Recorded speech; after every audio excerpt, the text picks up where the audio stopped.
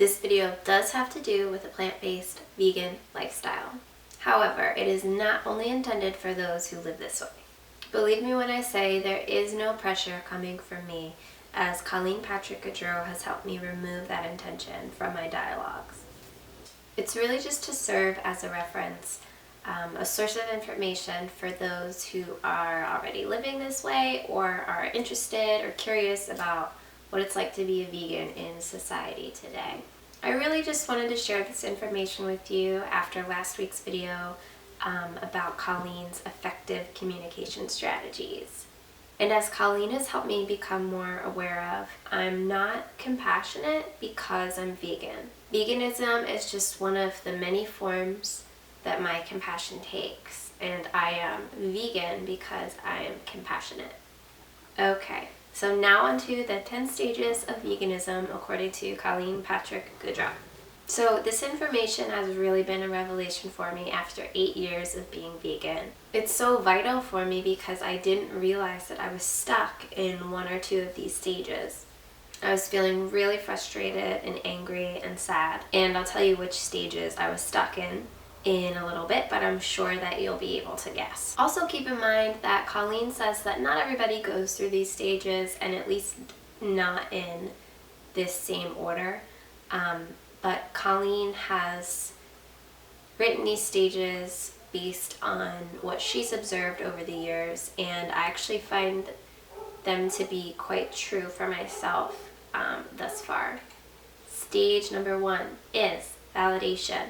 That means the consumption of information and doing research to confirm that veganism is the way you want to go. Stage number 2 is guilt. How could I have contributed to such violence and suffering for so long? Stage number 3 would be coming out. So letting people know that this is our new perspective. Stage number 4 is evangelism.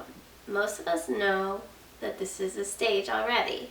A lot of us will feel the urge to share our newfound perspective with everybody we meet. I saw a Vine the other day. I know nobody, well, you might watch Vine. I like to watch Vine. I saw a Vine the other day where this guy was driving in the car and he says something like, "I'm vegan," and he looks over to the passenger seat, and then it shows the passenger seat that there's nobody there.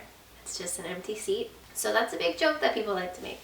Vegans tend to share it, and we share it because it's been revolutionary for ourselves, so we just want other people to get in on it. But I think maybe the perception is some people share it because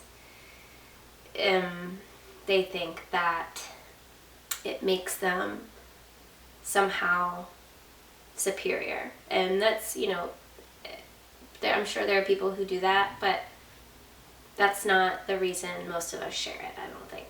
Stage number 5 is grief, anger, and sorrow.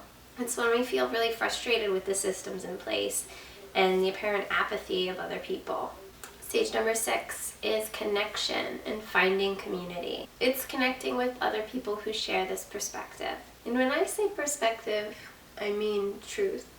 Maybe I should say who share this action on values. The heater's on. Number 7 is communication and finding your voice. This is where last week's video comes in. So it's engaging in effective communication, being unapologetic for living from your values of compassion and wellness. And what Colleen says is learning how to speak to people who push back. Stage number 8 is expansion of awareness and skills. So it's discovering all these new healthy foods that exist that maybe you've never tried before. Maybe we have been only eating the same kinds of things, and when we remove animal products from our diet, we become aware of so many other foods, healthy foods that we haven't tried yet. And it's about learning how this issue is related to other social justice issues. Stage number 9 is advocacy. It's when we start to learn and understand how we might be able to help. And the last stage, stage number 10, is integration and adaptation. It's when our lives are aligned with our values of compassion and we can adapt to uncomfortable or inconvenient situations because we are living from our values of compassion, wellness, and social justice. So if you couldn't guess, the stages that I was stuck in were stage number 4, evangelism, and stage number 5, anger, grief, sorrow. Because of how frustrated I was feeling about the treatment of non-human animals on our planet, I would often get really defensive, angry, frustrated, sad when people would push back about my lifestyle choice. I didn't really know how to handle those kinds of situations, so a lot of the time I would get so upset that I would either just avoid talking about it or give some sort of sarcastic reply or even graphically explain why I choose to eat and live the way I do in an effort to try to convince the other person that, oh my gosh, you're right, like, let me be vegan right now, which never happened. When people didn't react the way I wanted them to, I would be even more sad and frustrated. So I think sometimes when we think about vegans, we think judgmental. And I think that a lot of these vegans might seem judgmental because they're so frustrated and angry and they just can't understand how anybody could see it differently or how anybody could act on values of compassion. A lot of people say that they're very compassionate, but not everybody acts on it in this aspect of their life. And sometimes I guess we seem judgmental because we don't always know a better way to try to help lessen the suffering that is caused from eating animals and their secretions and animal exploitation. So it's not really justified for vegans to judge non-vegans. For most of us, there was a point where we were not vegan, and I think that's where this information really becomes useful. Just having these stages laid out for me helps me to understand that I'm not alone in feeling these things, and other people experience the same feelings. I'm not talking to you, Siri. And it's more effective and enjoyable to just speak my truth and come from a place of compassion and acceptance. So I don't mean acceptance for the suffering of animals. That's something I can't accept. But I mean acceptance for people who are on their own path and trying to live from their own values.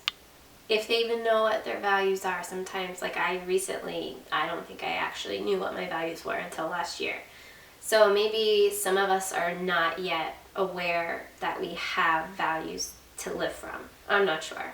Let me know what you think about that. But without being judgmental and preachy or pushy, I can serve as an example of how removing animal products from my lifestyle and diet has increased my wellness and my joy. Feeling so frustrated with other people might actually hold me back from doing some good. And it definitely holds me back from feeling happy. I think it's hard for some of us to feel happy when we know how much suffering there is going on at this moment. And I mean human suffering and non-human animal suffering. However, holding myself back from feeling joy won't help anyone.